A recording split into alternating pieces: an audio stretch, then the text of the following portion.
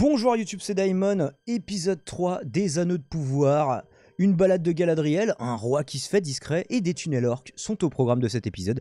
Et j'ai encore avec moi le meilleur de tous les modérateurs de tous les internets, à savoir Aurélien. Tu dis bonjour aux gens. Salut, salut tout le monde. Est-ce que vous êtes vénère? Bah nous oui. Et on commence cet épisode avec un arrondir en mauvaise posture. Arrondir, capturer, arrondir, enchaîner, mais arrondir, libérer, parce que je vous ai compris tout ça. Mais non, en fait, pas du tout libéré et condamné aux travaux forcés, de même que les autres membres de sa compagnie elfique, qui ne brillent visiblement pas par leurs compétences. En revanche, Galadriel voit, elle, sa situation sensiblement s'améliorer, encore qu'elle se demande si ces sauveteurs ne sont pas en réalité des ravisseurs, et qu'au lieu d'être escapés, est-ce qu'elle ne serait pas captive ? Galadriel qui hésite vraisemblablement à se saisir de l'arme du capitaine, bah je sais pas, pour commencer à prendre le contrôle du bateau, peut s'enfuir, je ne sais pas, mais en tout cas regagner sa liberté qu'elle suspecte de lui être ravie prochainement. Ils arrivent à Numénor. Alors ça valait bien le coup, je trouve, de refuser de leur donner leur destination littéralement 13 secondes plus tôt. Où est-ce qu'on va aller, hein, je ne suis pas autorisé à vous le dire. Non mais on le voit, on voit le port là. Enfin bref, c'était ridicule, t'as pas trouvé, Aurel ? Ah si, oui, ce genre de moments dans une série sont toujours un peu débiles, mais bon, après, C'est vous allez pour, à en fait, scénaristique. c'est plus pour ménager le suspense du spectateur que véritablement pour cacher des éléments au personnage. Voilà. Mais même là, tu vois, il pourrait, par exemple, tu vois, comment dire, ah putain, laisse tomber, je me suis raté, j'ai oublié ce que je voulais dire. Alors, comme d'habitude dans cette série, maintenant vous êtes habitués hein, comme moi, l'arrivée dans un nouvel endroit donne lieu à un plan qui dégueule littéralement du pognon. Numénor évoque ici, je trouve, une sorte de cité-état antique. Le premier truc qui m'est venu à l'esprit, c'est Byzance, mais bon, on n'a pas tellement d'images de Byzance, qui est devenue Constantinople, qui est devenue Istanbul. Et qu'est-ce que ça t'évoque, toi, comme paysage réel, à part la statue géante ou là, je sais pas, ce serait 3, peut-être ça me fait penser au film Rio de 3. Janeiro. Tu sais, le film 3, là, avec Brad Pitt dedans, il me Ouais, mais il y a un semble. côté si t'es grec, mais un petit peu oriental en même temps. Ouais, je suis d'accord avec toi. Sauvé d'une mort certaine, hein, oui, la traduction comme d'hab, c'est pas littéral de ce qu'elle dit, mais on prononce bien a certain death. Et donc, on a la confirmation qu'il était bien suicidaire de sauter de ce putain de bateau, Galadriel ou pas Galadriel, pour rejoindre les côtes à la nage. Merci de cette confirmation. Alors on a aussi encore un cadre au-delà du fric, hein, mais qui évoque un tableau vraiment dans sa composition, dans les personnages, comme un tableau de la peinture à l'huile. L'éclairage aussi qui est vraiment très très beau. Alors l'éclairage qui vient justement se positionner comme un projecteur d'une scène sur la souveraine. Alors je sais plus quel est son titre, si elle est spécifiquement reine. Toi tu dois savoir, Aurel. Je ne crois pas, en tout cas elle est régente de Numénor. Reine Régente. Reine régente, c'est Reine ça. Régente. Et donc il y a beaucoup de personnes qui se sont plaints lors de cette scène de l'arrogance de Galadriel dans une situation qui lui est certes défavorable. On rappelle que Galadriel à ce moment-là du récit, elle a 4000 ans de moins, alors elle est plus enfant comme on l'a vu au tout début de la série. Elle sous-entend justement à son camarade humain, sur lequel on aura l'occasion de revenir, que elle a vécu déjà très très longtemps, mais bon, voilà, forcément, elle a 4000 ans de sagesse en moins. L'autre chose aussi à prendre en compte, c'est que les elfes se considèrent, à tort, à raison, hein, les élus des Valas, ils se considèrent comme les supérieurs des humains qui doivent leur être loyaux. À un moment, c'est ça, c'est est-ce que vous êtes loyaux aux elfes ou pas ? Ouais, je sais pas, on vous demande si vous êtes loyaux aux humains, comment ça se passe ? Donc, son arrogance, je trouve, est au moins moitié logique, Aurélien, sur cette question. Oui, puis là, tu parles de son âge, elle a 4000 ans de moins, mais comme tu disais, elle a déjà au moins 1000 ans, même plus de 1000 ans, il me semble, si je dis pas de bêtises, Oui. à l'époque-là de la chronologie. Ok, d'accord. Alors, Et, certes, et on en attend plus, de certains elfes d'avoir une attitude un petit peu plus éthérée, mais encore, regardez Legolas, hein, il était un peu impulsif aussi. ouais, et puis aussi, il me semble qu'elle fait partie des plus hauts, elle fait partie de la plus haute Ouais, dignité. bah il y a Gil-galad La au-dessus de sang. lui, mais elle est commandante de son armée, donc ouais. Ouais, Normalement, ouais, puis non, ça mais pète un peu. sa D'ailleurs, lignée on de lui fera sang une vanne par aussi. rapport à ça. Vas-y. Sa lignée de sang, il me semble, Damon aussi est très, très noble, il me semble. Enfin, entre guillemets, elle vient des premiers elfes, quasiment, il me semble. Il n'y a pas beaucoup d'elfes avant elle.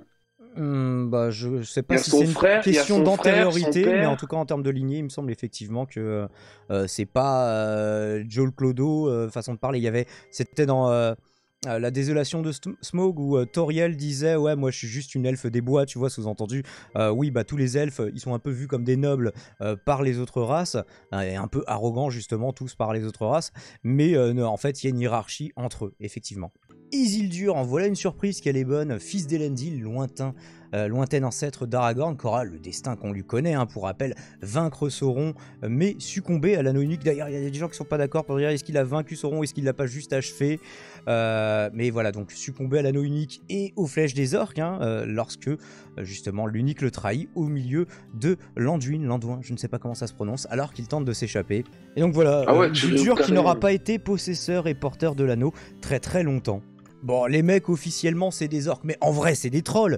On se demandait à quel moment celui qui était coiffé d'un casque elfique, hein, sûrement une prise de guerre, je ne sais pas de quelle époque, allait arrêter de jouer au maton sympa pour révéler son vrai visage. Bon bah voilà, il coupe une gorge. D'ailleurs, on s'attendait, je sais pas, la blessure elle fait presque superficielle, on voit pas de sang jaillir.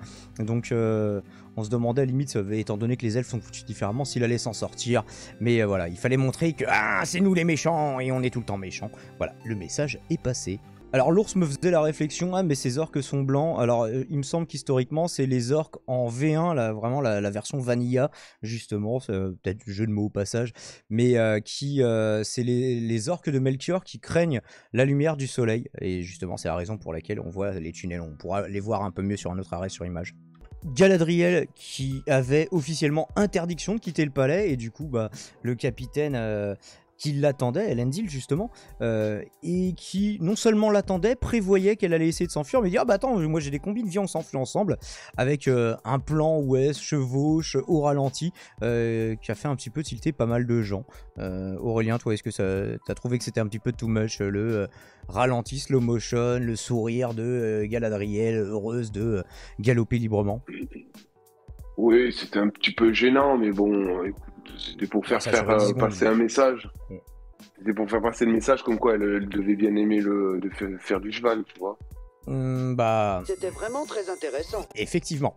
On se posait la question, mais ça doit pas être très très loin à cheval, de Numénor, où est-ce qu'ils avaient été. En tout cas, il y a un endroit où il y a des archives. Il dit oui, bah cet endroit, c'est grâce à l'ancien roi qu'il existe encore. On voit des parchemins. Alors, j'ai pas grand chose d'autre à commenter, si ce n'est que voilà, le plan est plutôt joli. On a ici, bah, comme voilà, autre parallèle à House of the Dragon, avec encore un joli plan qui mène à un balcon. Mais ici, avec un contre-jour beaucoup plus marqué, mais toujours des éclairages vraiment très très jolis. Et limite la lumière qu'il y a ici en haut qui ne doit pas éclairer grand chose à cette heure de la journée. Bah Aurélien me disait pendant la coupure que c'était peut-être l'endroit où avaient trouvé refuge les partisans qui étaient justement restés loyaux aux elfes, suivant la formule consacrée que j'avais, sur laquelle j'avais insisté tout à l'heure. Bah, là, c'est le symbole qui s'avère être en réalité un retournement, une carte. Bon, bah, on voyait bien que c'était une zone rectangulaire, un petit peu comme la chaîne de montagne. Nombre de commentateurs l'avaient déjà remarqué, mais l'effet est plutôt joli. Donc voilà, les options de transparence, ça fait des trucs stylés des fois. Ah non, au secours, on voit encore le hobbit noir pendant presque 4 secondes, je vais m'auto-détruire. Non, sinon, plus sérieusement, bah, la séquence est un peu longue et peu nécessaire, hein, chez les Harfoot, où Nori tente de s'emparer d'une carte des étoiles pour la montrer à l'étranger. Bon, voilà, avec le... Oui, non, est-ce que votre discours n'est pas un petit peu à gauche? J'ai cru qu'elle allait parler, nous faire un truc, discours à la psychodélique. Non, j'ai fait un discours de départ, de migration apolitique, neutre et apolitique. Mais voilà, en fait, c'est simplement des indications pour dire où est-ce qu'il faut mettre la main pour choper la carte. On avait compris, mais c'est presque aussi chiant à dire qu'à voir. Aurel, toi t'as bien aimé la séquence des pieds velus, ça rajoute peut-être un peu de légèreté, un petit peu ouais, des décors différents. Ouais, c'est ça, puis ça fait cocooning, t'as l'impression d'être un peu chez toi, tranquille, dans une prairie, avec tes potes. Ça faisait plus cocooning une fois qu'ils se sont sédentarisés. Là, bah, leur mode de vie a l'air plutôt joyeux et sympa, mais quand même beaucoup plus précaire. Enfin bref, tout ça pour dire, ça valait bien la peine de nous faire toute cette séquence, puisque finalement, notre Météorman, pour qui la présence de feu ne représente pas un réel danger, bah, ne réalise même pas que cet élément peut nuire à des choses, peut brûler à peu près tout le reste à part lui finalement. Et du coup, il va foutre un joli bordel dans le camp. Il n'était pas spécialement bien caché. Hein. Je me demande même comment il s'est pas fait gauler, comment il s'est pas fait griller, si on veut faire un jeu de mots, plus tôt déjà. Et ouais, moi, ma théorie, du coup, je pense il y avait beaucoup de symbolique pour nous induire dans le côté, en fait, c'est Sauron. Mais le côté, j'ai une affinité avec le feu, nous fait plutôt penser, du coup, peut-être un Balrog. Enfin, je reviendrai là-dessus un petit peu plus tard. Un Balrog donc qui n'aurait pas encore été corrompu.